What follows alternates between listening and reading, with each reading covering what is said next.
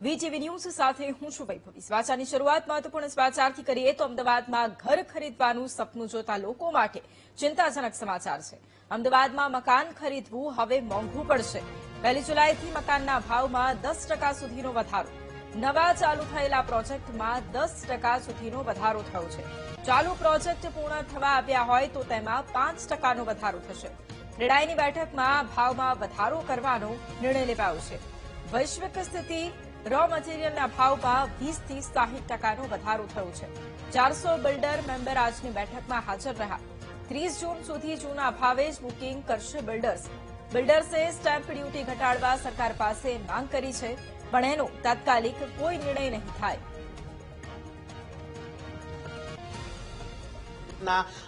નિર્ણય આજે બેઠક મળી જે નિર્ણય કરવામાં આવ્યો, શું આજનો એજન્ડા હતો બેઠકમાં, શું નિર્ણય કરવામાં આવ્યો અને ખાસ તો જે અત્યારે આપણી બિલ્ડર લોબીની જો વાત કરીએ, ક્રેડાઈની વાત કરીએ તો સર કેવી સ્થિતિ અત્યારે મળી રહી છે? કસ્ટમરની લાગણીની સાથે રહેવા માટે અમે લોકોએ 45 દિવસ પહેલાથી અમે લોકો નક્કી કર્યું હતું કે હવે આની અંદર જે મટીરિયલના કોસ્ટ દરરોજ વધવધ કરે છે એનું આપણે થોડું રાહ જોઈએ કે શું કરીએ ખબર નહોતી પડતી, અને કન્ટિન્યુઅસ જે મારો છે કન્સ્ટ્રક્શન મટીરિયલનો જે ભાવ વધારો નોનસ્ટોપ અમે લોકો જોયો। ઇનફેક્ટ એવું બી જોયું કે 10 દિવસમાં 4 વાર પેટ્રોલનો ભાવ બી સરકારે વધાર્યો। તો એ બધી વસ્તુઓનો કમ્પાઉન્ડિંગ ઇફેક્ટ જે છે બહુ ઘણી મોટી આવી રહી છે દરરોજ અમને। તો એ લાગણી સાથે રહેવા માટે અમે લોકો બધાને રિક્વેસ્ટ કર્યો હતો ક્રેડાઈ મારફતે એસોસિએશન તરફથી કે 30 જૂન સુધી આપણે રાહ જોઈએ। કીધું છે કે હવે 1 જુલાઈથી ભાવ વધારો કરવો જ પડશે, અને બધાના જે પ્રોજેક્ટ છે પ્રોજેક્ટના જુદા જુદા સ્ટેજ પ્રમાણે જુદી જુદી કન્સ્ટ્રક્શન કોસ્ટને અને પ્રીમિયમ છે કે લક્ઝરી છે એ હિસાબે સ્પેસિફિકેશન નક્કી કરીને જે કોઈ ડિસિઝન જેને લેવો હોય લઈ શકે છે।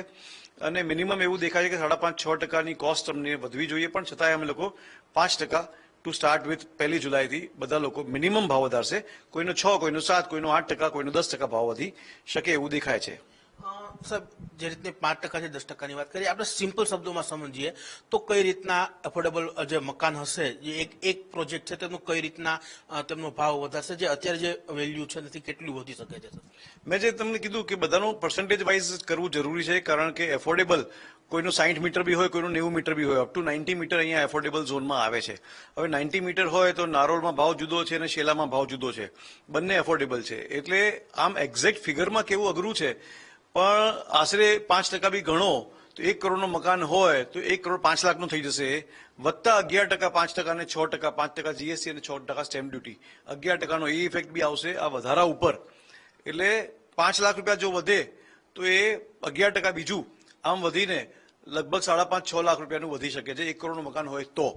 જો આ જ મકાન 60 લાખનો હોય તો આશરે 3 થી 4 લાખનો ભાવ વધારો આવશે ઇમિડિયેટલી 1 જુલાઈથી। ચોક્કસ જે રીતના યુદ્ધની સ્થિતિ હોય કે પછી રો મટીરિયલ્સ, જે બિલ્ડિંગ મટીરિયલ્સના રો મટીરિયલ્સ છે તેમના ભાવમાં પણ વધારો થતા હવે અંતે આજે અમદાવાદની અંદર ક્રેડાઈની બેઠક મળી ને અંદર 400 જે ડેવલપર્સ છે તેમના દ્વારા નિર્ણય કરવામાં આવ્યો છે કે 5%થી લઈ 10% સુધીનો છે તે આવતી 1 તારીખથી છે તે જે મકાનના એટલે કે પ્રોજેક્ટના ભાવમાં છે તે વધારો કરવામાં આવશે।